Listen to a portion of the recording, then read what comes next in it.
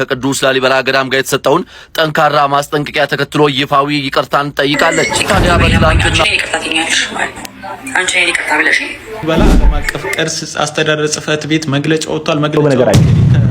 በወቅቱ ጎሳዬ ተስፋዬ ይህንን ዘፈን ዘፍኖ ዘጠናዎቹ አካባቢ ይመስለኛል ከፍተኛ ተቃውሞ ገጥሞት ከቅዱስ ላሊበላ አባቶች መጥተው ተነጋግረው በዛን ወቅት እንግዲህ ይመስለኛል ሲዲው ምኑም ራሱ ከገበያ እንዲጠፋ ነበር የተደረገው። የማህበራዊ ሚዲያ አንቂዋ ጽጌ ከቅዱስ ላሊበላ ገዳም ጋር የተሰጠውን ጠንካራ ማስጠንቀቂያ ተከትሎ ይፋዊ ይቅርታን ጠይቃለች። ታዲያ በትላንትናው ዕለት የቅዱስ ላሊበላ ገዳም ዓለም አቀፍ ቅርስ አስተዳደር ጽሕፈት ቤት በአንዳንድ የማህበራዊ ሚዲያ እንቀሳቃሾች ላይ ጠንከር ያለ መግለጫ ማውጣቱ ይታወሳል። ታዲያ ገዳሙ በመግለጫው ልመናን እንደ ስራ ቆጥረው የሚንቀሳቀሱትን አባ ውዴና ሐሚና የተባሉ የማህበረሰብ ክፍሎችን ከገናናው ንጉስና ከቅዱስ ላሊበላ ክብር ስም ጋር ማያያዝ ፍጹም አሳፋሪና የታሪክ መዛባት መሆኑን አስታውቆም ነበር። ይህንንም ተከትሎ ጽጌ ሮያል በቪዲዮ ላይ እንደገለጸችው እንደ አንድ የቲክቶከር ተንቀሳቃሽነቷ ለቪዲዮ ክሊፕ ስራ በሚል ባደረገችው ተሳትፎ የይዘት ስህተት መፈጸሟንና ድርጊቱም ትክክል እንዳልነበረም አምናለች። ታዲያ ጽጌ የተፈጠረውን የታሪክ ስህተት ለማስተካከልና ትክክለኛውን ገጽታ እንዲሁ ለማሳየት ፈቃድ ከተሰጣት ወደ ስፍራው ተገኝታ ለመስራት ዝግጁ መሆኗንም በቪዲዮ መልእክቷ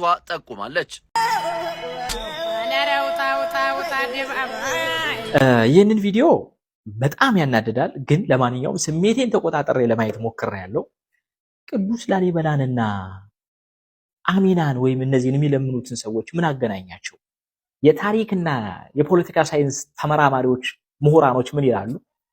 እንደዚህ አይነቱን ስራ እነዚህ ልጆች የሰሩትን አይነት ስራ ሂስቶሪካል ሪቪዥኒዝም ይባላል። ታሪክን መከለስ፣ ሆን ብሎ ማበላሸት፣ አቅዶ የነበረውን እንዳልነበር ያልነበረውን እንደነበር አድርጎ ማጠልሸትና ማበላሸት፣ ለአዲሱ ትውልድ የተበላሸውን መስጠት ማለት ነው። ጥምቀት ሲነሳ ጎንደር፣ ገና ሲነሳ ላሊበላ የታወቀ ነበር።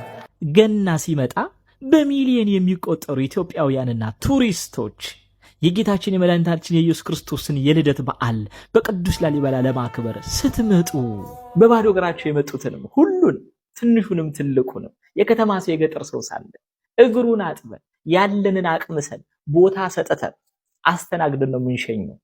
በዛ በነበራቸው ቆይታ ጠዋት መጥቶ እንቅልፍ የሚነሳቸው የሚረብሻችሁ ሰው አይታችኋል? ቅዱስ ላሊበላ ውስጥ ላሊበላ ከተማ ለስራ ሄዳችሁ ተቀጥራችሁ የሰራችሁ ትኖራላችሁ። በጣም ብዙ ብላችሁ አውቃለሁ። ዶክተር ሆናችሁ መምህር ሆናችሁ የተለያየ ስራ በራችሁ ጠዋት ላይ መጥቶ የሚል ሰው አለ? እግዚአብሔር ምስክሬ ነው። ይሄን ትርክት እኮ እንዴት አድርገው እኮ ከቅዱስ ላሊበላ ጋር እንዳገናኙት እኔ ለማመን እኮ ነው የሚገብደው። ይሄንን ነው የታሪክ ባለሙያዎች ሂስቶሪካል ሪቪዥኒዝም የሚሉት። ታሪክን ሆን ብሎ ማጥለሸት፣ ማበላሸት። ላሊበላ ከተማ ሽምብርማ የሚባል ሰፈር ውስጥ ነው ተወልጄ ያደግኩት። እኔ እናቴ ነጋዴ አባቴ ገበሬ ነው። የላስታ ላሊበላ ህዝብ ግማሹ ነጋዴ ግማሹ ገበሬ ነው። ላስታ ቅዱስ ላሊበላ መጥቶ ተሳልሞ የላስታ ላሊበላን ማር እንኳን ይዞ የማይመለስ የለም። የማር ሀገር የቅቤ ሀገር ነው። ገበሬ ነን። የምን አባትህ ልመና ነው አምጥተህ የለጠፍክብን? ይሄ የመጨረሻ ከባድ ነገር ነው። በነገራችን ላይ በወቅቱ ጎሳዬ ተስፋዬ ይህንን ዘፈን ዘፍኖ ዘጠናዎቹ አካባቢ ይመስለኛል ከፍተኛ ተቃውሞ ገጥሞት ከቅዱስ ላሊበላ አባቶች መጥተው ተነጋግረው በዛን ወቅት እንግዲህ ይመስለኛል ሲዲው ምኑም ራሱ ከገበያ እንዲጠፋ ነበር የተደረገው። ተስማምተው ጎሳዬም ይቅርታ እንደጠየቀ ሰምቻለሁ። በወቅቱ ወዲህ ጀግንነት ሲነሳ የነራስ ኃይሉ የነራስ ደስ ያገር ነው። የነ ጀነራል አሳምነው ጽጌነ ጀነራል ተፈራ ማሞ ሀገር ነው ላስታ። አገሩ ወሎ አገሩ ላስታ ራስ ይመታል እንደበሽታ የሚባልለት ሀገር ነው። እንኳን ተንኩሶ ሲያልም 10 የሚጥል የጀግና ሀገር ነው። ምር የምታወሩት በዓለም ቅርስነት የተመዘገበ ጭስ አልባው ኢንዱስትሪ የተባለለት አንድ እኮ ያለን ሀብት እኮ ቅዱስ ላሊበላ ነበር። ብንጠቀምበት እኮ ከዓለም አንደኛ የቱሪስት መስህብ መሆን የሚችል ቦታ እኮ ነው።